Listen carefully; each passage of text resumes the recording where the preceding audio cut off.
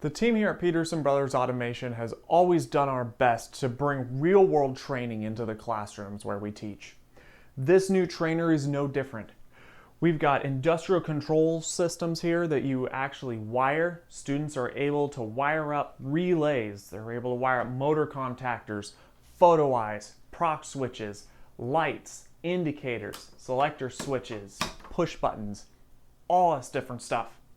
We've also got programmable logic controllers. Students learn how to write programs, how to work on the hardware, how to use digital sensors and analog sensors.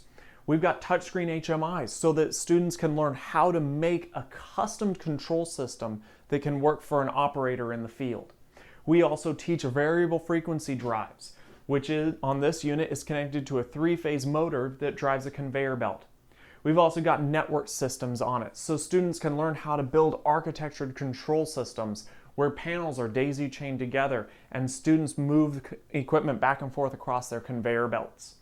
This system is designed to bring the factory into the classroom.